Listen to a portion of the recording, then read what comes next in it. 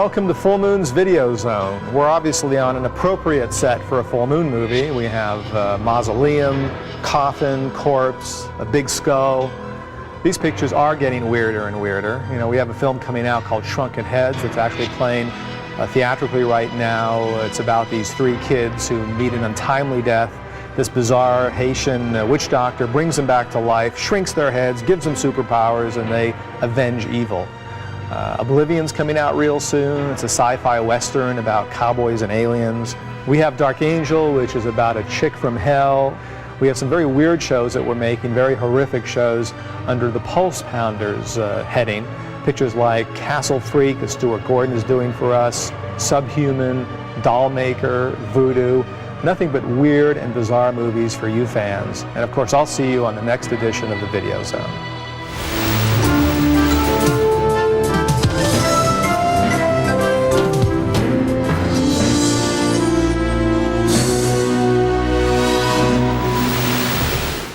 Full Moon Entertainment rips you to shreds with H.P. Lovecraft's Lurking Fear. And that's it for the dialogue. Writer-director C. Courtney Joyner follows up the successful Trancers 3 with his adaptation of this classic work. How comfortable you guys are with that? I sat down with a short story and tried to come up with an approach that would work, being, if you will, slavish to H.P. Lovecraft. And it didn't work for me. The problem is that the story itself really is not about much. I saw in this a vehicle to do like kind of a tough crime movie with horror overtures. Now my mind generally thinks in that direction anyway. Okay. But then go back to Lovecraft and retain the themes that I think Lovecraft was personally interested in. The family that inbreeds and degenerates and becomes these things. It's your family reunion. After finalizing the script, Courtney assembled the perfect cast. I wanted John Finch in the film, and that was really wonderful because he's adding immeasurably to the movie, and he's absolutely dynamite in it. Well, I'll make all of this very easy for you. I'm just here for the money.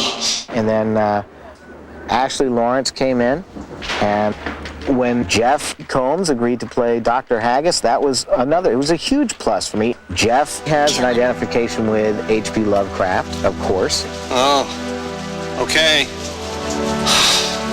That's not the only thing the veteran Full Moon actor can be identified with.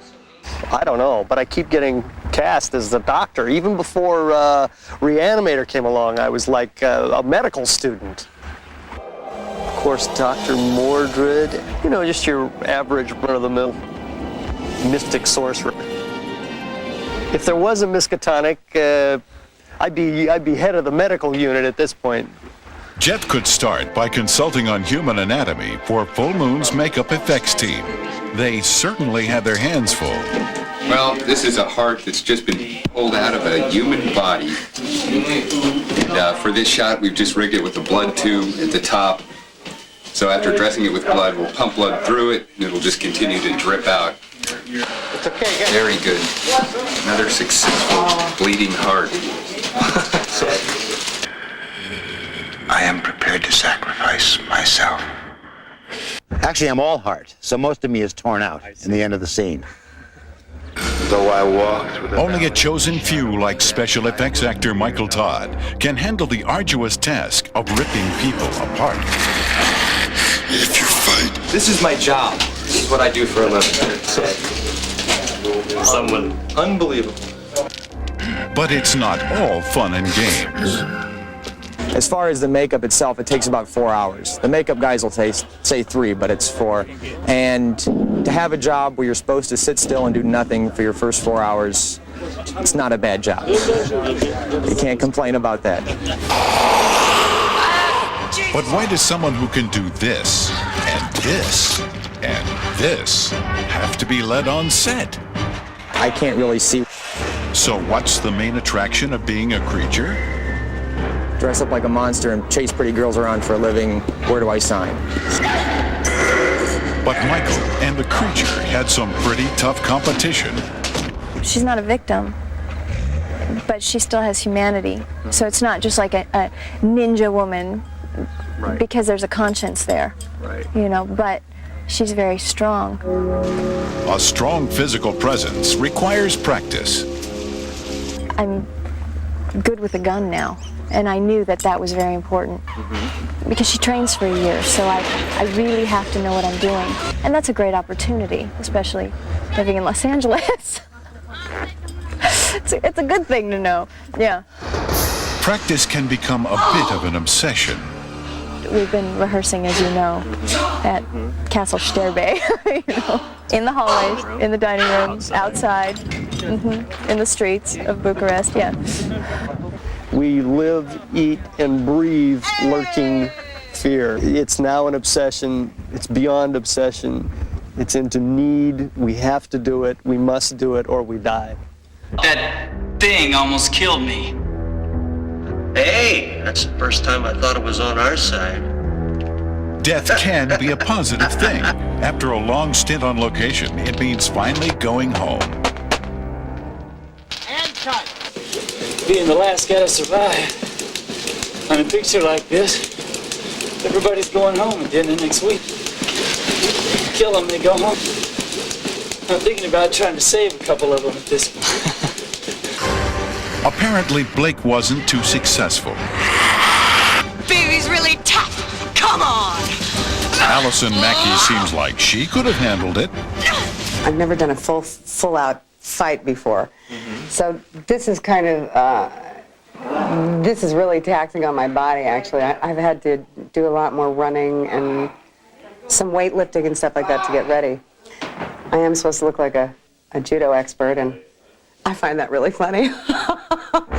The Martens family isn't the only one with a dynasty and lurking fear. I wrote the role for Allison Mackey, who's playing Ms. Marlowe, who also happens to be my cousin. I had Allison in mind, and the thing was, I just brought her in on the auditions, and she was terrific, and she just blew everybody away. Do not get up, Allison, till I do, okay? Gotcha. Yes. Okay. And here we go. And action, please. Allison. React. Ooh, we really are good together. Lurking fear, an explosive horror experience.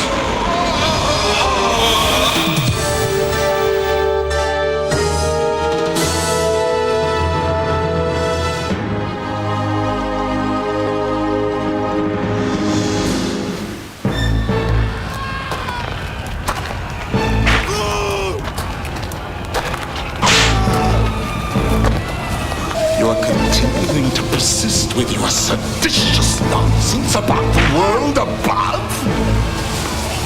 I want to walk under the golden orb that I have dreamed of. Within sight of the Almighty, you speak blasphemy. I won't live a lie, Father. Dark Angel is about a demon girl from hell who is escaping her father, a very strict father indeed. And she comes to Earth, and she falls in love, and she learns about the concept of forgiveness. The demons in Dark Angel are actually servants of God, and like Satan, they fell from grace with God at a certain time, and now they serve him, but they are relegated to hell forever. And all of them have the hope of somehow serving God at some point out of hell. And so Veronica is actually blessed because she's an agent of the First Cause, and the First Cause is doing God's will. So she's doing more work from him out of town, up on Earth. No!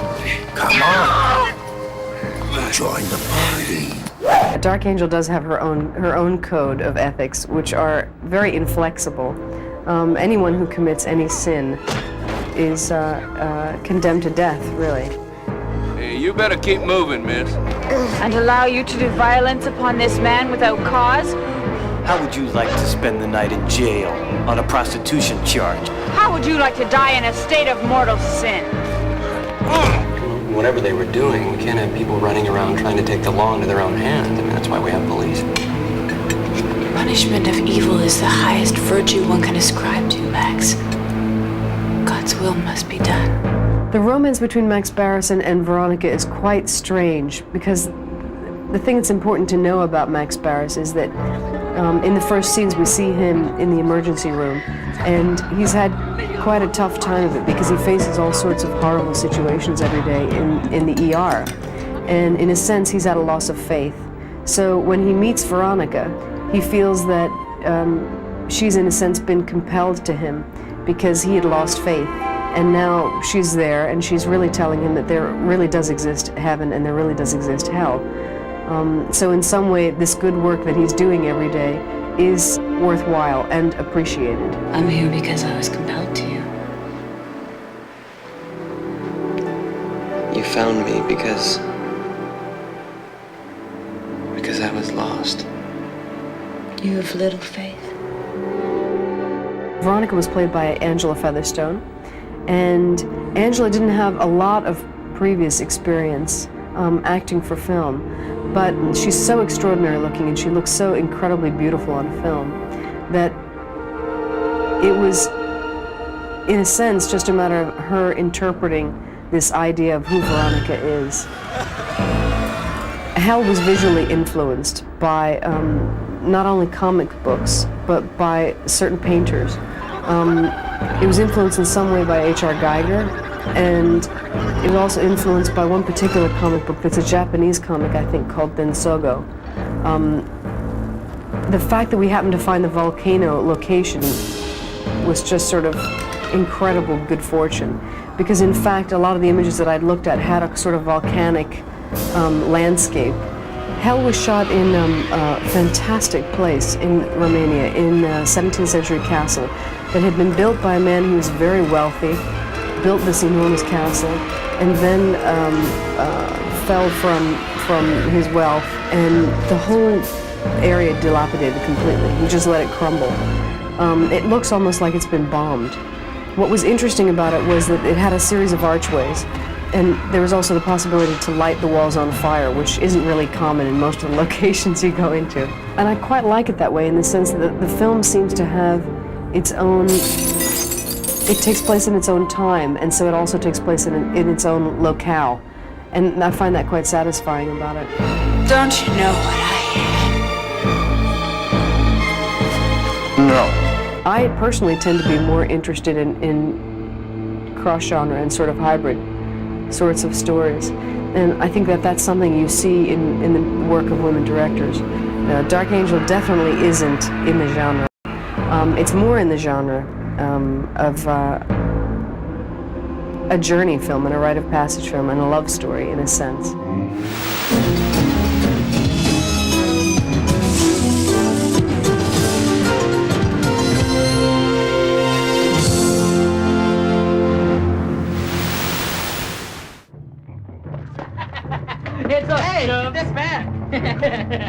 Some kids are always getting picked on, Just give it back to him.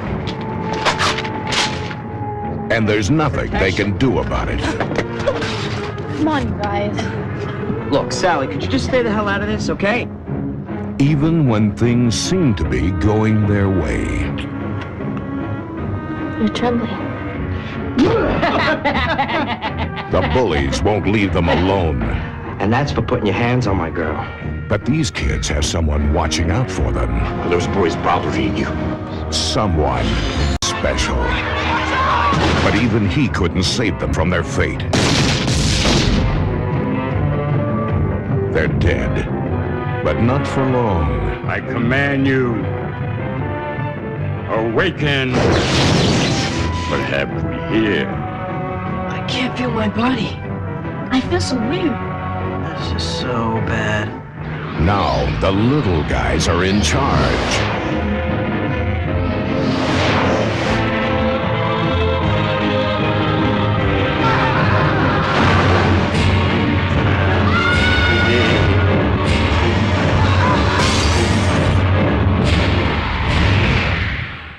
Shrunken Heads.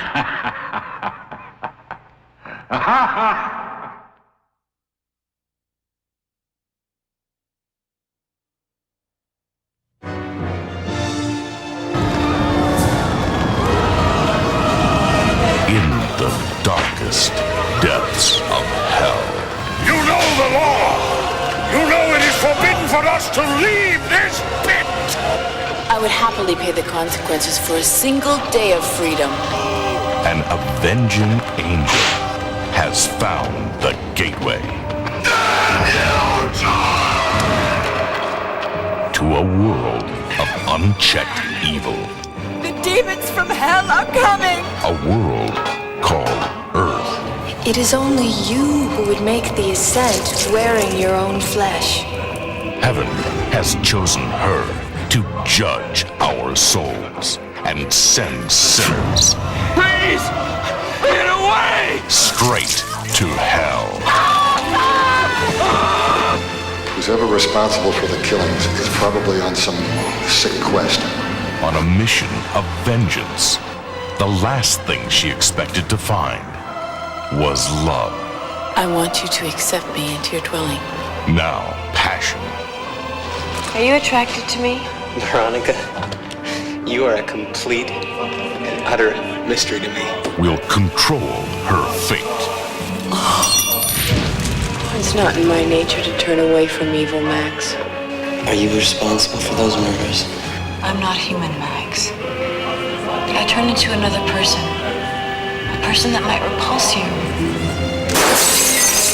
Hell has no fury like the Dark Angel.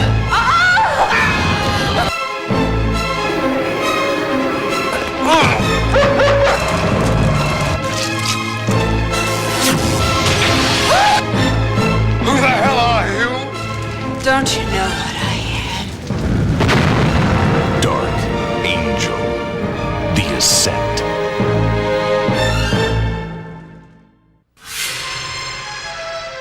When Rick Myers tapped into the secret of artificial life, It's the formula. he became the master of Andre Toulon's puppets. The future is yours, Rick, as well as the magic. Guard and protect it and keep it from evil. Now, his new-found power will make him a pawn. And you say there are 7 of these puppets still at the hotel? Between a corporation Now, once we're inside, what we're looking for are 6 stringless puppets. and a demon from hell. The others, are they still in the hotel? Just pick up anything that looks like a puppet. Something's not right. One will stop at nothing to capture the puppets. Hey, you think these things are dangerous? Oh, please, don't be ridiculous. The other will unleash the forces of darkness to destroy them all. Oh, you are beautiful.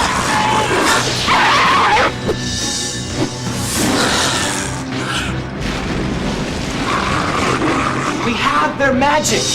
They're gonna keep coming until they get it back or until they're stopped. Oh my God.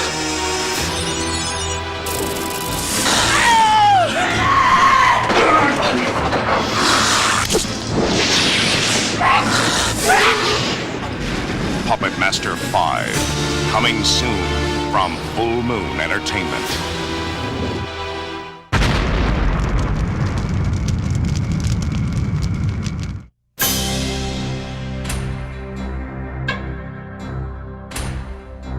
Benjamin Knight was an ordinary man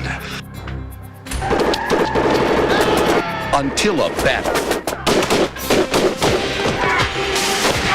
for the ultimate machine turned him into something more than human. Benjamin Knight's come back. Imagine what an army of invisible men could do. Now, with abilities beyond sight and an ally of circuitry and steel. Kill the machine! Benjamin Knight is going to make his enemies see red.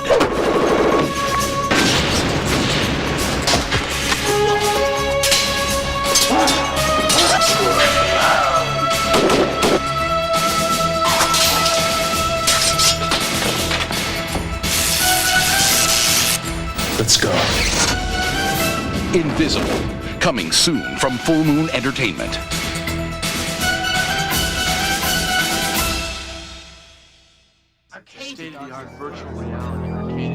At Dante's Inferno, the ultimate video game has come to life.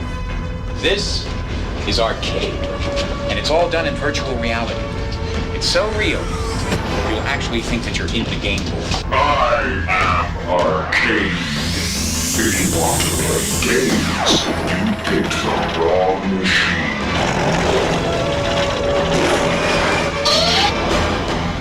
You gotta try this thing. And all you need to play are 2 quarters and your soul. I think the game is alive somehow. If you won't play the game by my rules, then I'll play in your world. Now, 2 teenagers will play for their lives. Kiss reality goodbye forever. And enter an electronic world where virtual reality has become flesh and blood.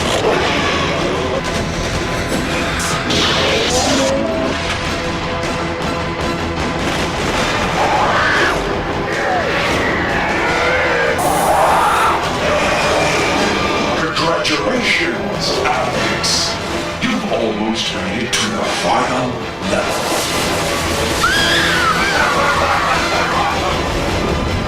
Arcade. Kiss reality goodbye.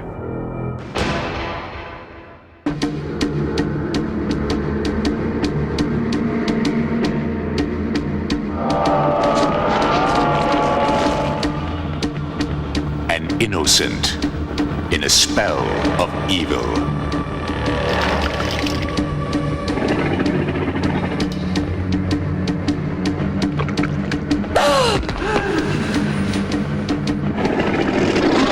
You can't destroy me, Michelle. Nothing can. Seduced by a vampire. We together now until the end of time. Who will stop at nothing. You must learn to survive. To possess You promised you would teach me everything. his prey. Reach out with your senses. Body and soul.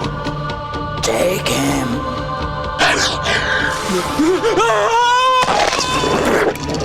They're vampires, Mel. Vampires, Marin. Now to save her sister. You're so cold.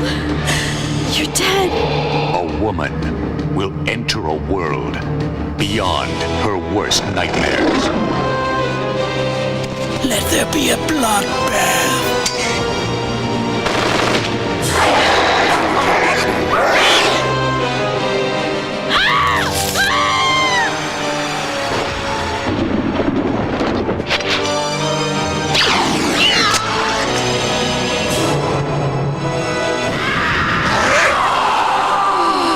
There is no love between the living and the dead. Bloodlust, Subspecies 3.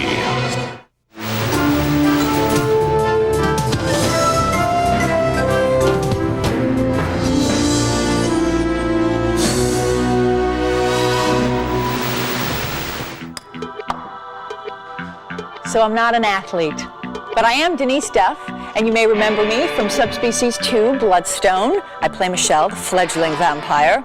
Rent it if you haven't seen it. So I'm here on the set of Pre-Hysteria 3. Ooga booga. We have this thing, he and I. So anyway, I'm here to tell you about Full Moon's new fun stuff. They always have fun stuff. I love that. So I'm wearing a very cool t-shirt. Of course, I sort of personalized it. This t-shirt is Puppet Master 4. Great colors. They're also available in transfers for the soon-to-be-released Bloodlust, Subspecies 3, and after every Full Moon film, you can get a t-shirt from it. That's so great. And also, you can get a t-shirt when you become a member of Full Moon's fan club. And that t-shirt's got a Full Moon logo on the back with that big blue moon that we've all come to know and love. $20, lifetime fee, that's it. One time, and we have your soul for life. Wow, it's kind of devastating, isn't it? So you can become a member, and what you'll get is a quarterly subscription to our newspaper called Moonflash. And in that, you'll get to hear all the latest workings of the upcoming films, and you'll know about everything before everyone else does, before I know. And we'll throw in a surprise every now and then. So subscribe, because we want to hear from you guys, all right? I got to work on my game. All right, Unga Bunga, what are you going to do about this?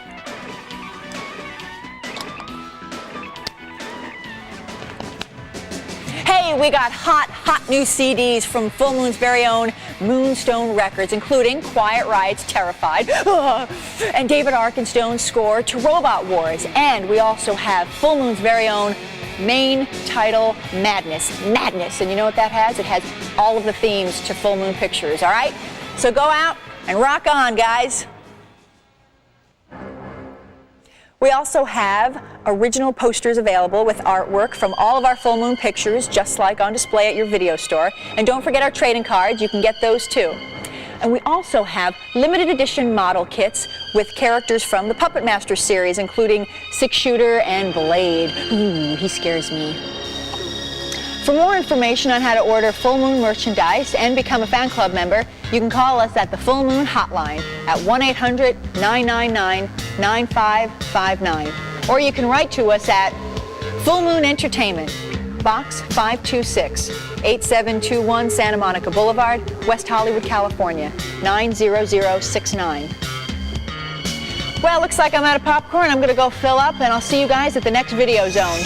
Bye!